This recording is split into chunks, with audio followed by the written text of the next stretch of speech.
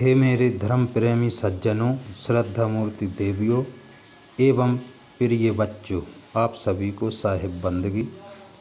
इस धरा भूमि पर एक बड़ी बहुत विचित्र बात है कि वो बात यह है कि कबीर साहब की वाणी है। जो इस धरती पर जितने भी सत्संग हैं, चाहे वो राम कृष्ण के हों, चाहे आध्यात्मिक के हों, चाहे जो भी धर्म से जुड़े हों, वो सभी कबीर साहब की वाणी का उपयोग करते हैं।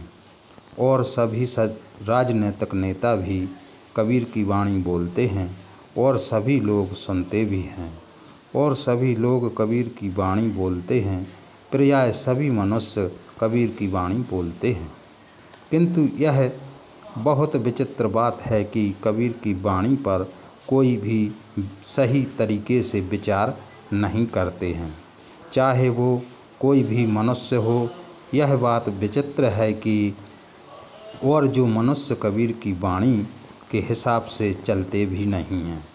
तो इसी बात पर कबीर साहब ने कहा है कि कहते हैं करते नहीं, मुख के बड़े लवार, और काले मुँह हो जाएंगे साहब के दरबार।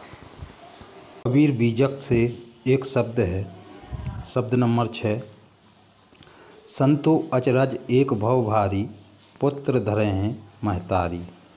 पिता के संग भई बावरी, कन्या रहल कुमारी। खसम छोड़ ससुर संग गमनी, सो किन लेहो बेचारी। भाई के संग ससुर गौनी, ससुर ही सावत दीना। नंद भौजाई परपंच रचो है, मोर नाम कह लीना। समधी के संग नाही आई, सहज भई घरवारी। और कहें कबीर सुनो हो संतो, पुरुष जन्म भव ना। साहब कहते हैं कि हे संतो, एक और बड़ा भारी आश्चर्य हुआ। वह यह कि माता ने अपने पुत्र को पकड़ लिया। एक कुंवारी कन्या थी, वह अपने पिता के साथ पगली बन गई।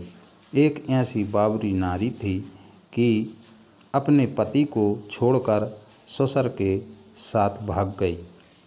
इस पर क्यों नहीं विचार करते। एक स्त्री ऐसी थी जो अपने भाई के संग ससुराल चली गई, तो वहाँ पर सास उसकी सौत बनकर उसे पीड़ा देने लगी। नंद और भौजाई ने अपने अपने नाम की बड़ाई के चक्कर में पड़कर आपस में खूब झगड़ा किया। एक ऐसी स्त्री थी जो अपने समधी के साथ नहीं आई, किंतु सहज गवार रूप से घरवारी बन गई। कबीर साहब कहते हैं कि ऐसी नारी का जन्म देने वाला केवल पुरुष है। यहाँ उल्टा नारी के रूपक में माया का चित्रण आया है। माया है मन में रहे हुए संसार का मोह, अभिधा, कल्पना, मलिन मनोवृत्ति। माया के माध्यम से ही जीव जन्म लेता है, इसलिए माया माता है और जीव पुत्र है। परंतु यह माया जीव को पकड़ लेती है। पुत्र धरे महतारी का यही अभिप्राय है, अथवा जीव माया को पकड़ लेता है।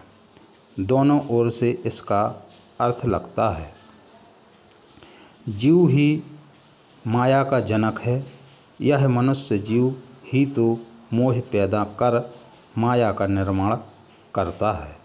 वासना, मोह, कल्पना, मनिल मनोवृत्ति जो कुछ माया के लक्षण हैं, उनका जनक जीव है।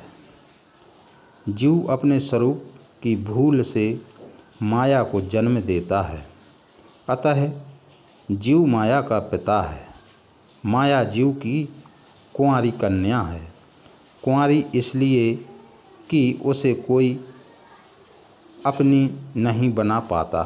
खेद यह है कि अपने पिता जीव के साथ पगली बन गई। पिता के संग भई बावरी, कन्या रहल कुमारी।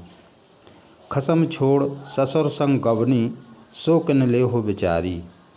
एक सृष्टि दृष्टि से देखा जाए तो जीव ही माया का पति है, स्वामी है, परंतु माया एवं मनोवृत्ति जीव को छोड़कर अर्थात आत्मस्वरूप विचार को त्याग कर अहंकार रूप ससुर के साथ भाग निकली है।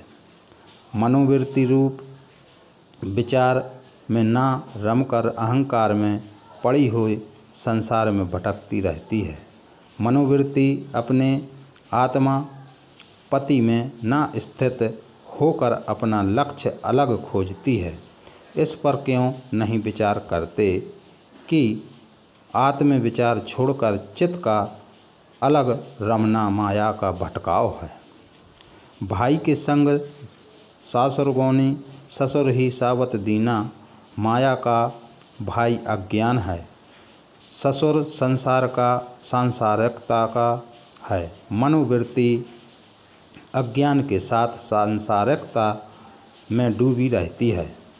यही माया का भाई के संग ससुर गौनी का तात्पर्य है। परंतु अज्ञान के साथ डूबी मनोवृत्ति रूपी माया को सासु सौत बनकर दुख देती है। सास यानी संशय है। जो मनोवृत्ति अज्ञान के साथ रहेगी वह संशय से पीड़ित रहेगी। संशय उसकी सौत बनकर उसको दुख देती रहेगी। नंद भौजाई परपंच रचो है, मोर नाम कह लीना। नंद भौजी के राग देश जगत प्रसिद्ध हैं एवं यहाँ नंद भौजी के अर्थ राग देश समझना चाहिए। ये राग देश ही प्रपंच रचते हैं। प्रपंच का अर्थ है विस्तार संसार। भवचक्र राग देश ही जीवन में भवचक्र रच देते हैं। जैसे मानो संसार में नंद भौजाई आपस में झगड़ती हैं हों और वे एक दूसरे से कहती हैं हों कि तूने मेरा नाम लेकर क्यों बुरा कहा, मेरा नाम कह लेना। इस प्रकार वे अहंकार वश एक दूसरे को भला बुरा कह रहे हैं। वैसे ही सारे राग देश के झगड़े मोर तोड़ अहंता ममता के परिणाम हैं। यह सब माया का ही विस्तार है। समधी के संग नाही आई सहज भई घरवारी। सम का अर्थ है एक या निष्पक्ष घी का अर्थ है बुद्धि एवं प्रज्ञा। ऐसी बुद्धि जो एक हो, निश्चल हो, निरपक्ष हो, वही समधी है। यह माया, यह मनुष्य की मनोवृत्ति निश्चल एवं निष्पक्ष बुद्धि के साथ संसार में नहीं आई। यह तो सहज भई घरवारी गवारू तथा साधारण विषयों में लगी रहने वाली घर गृहिणी वाली हुई। यह मनुष्य की मनोवृत्ति निश्चल स्थिर निरपक्ष बुद्धि एवं प्रज्ञा वाली न होकर विषय वासना वाली संसारी हुई। कहें कबीर सुनो हो संतो, पुरुष जन्म भाव भारी नारी। सद्गुरु कहते हैं कि हे संतो, इस माया एवं मनोवृत्ति रूपी नारी का जन्म चेतन पुरुष से हुआ है। जीव ही ने तो अपने भूलवश मलिन मनोवृत्ति को जन्म दिया है, इसलिए यह इसे ध्वस्त भी कर सकता है। अथवा सद्गुरु कहते हैं कि मानो पुरुष ने स्वयं नारी का जन्म ले लिया हो। यह जीव मनोवृत्ति में मिलकर स्वयं वही रूप बन जाता है।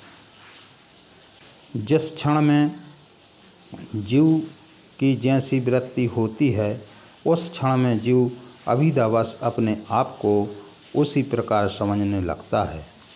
जीव मन में काम उठने पर अपने आप को काममय, क्रोध उठने पर क्रोधमय, मोह उठने पर मोहमय समझने लगता है।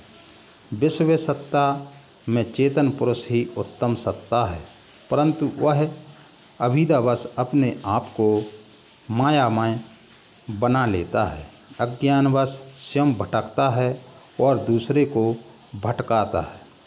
पुरुष जन्म भव नारी, इस शब्द के अर्थ में माया के संबंध में जीव को पुत्र, पिता तथा पति को पति रूप में कहा गया है।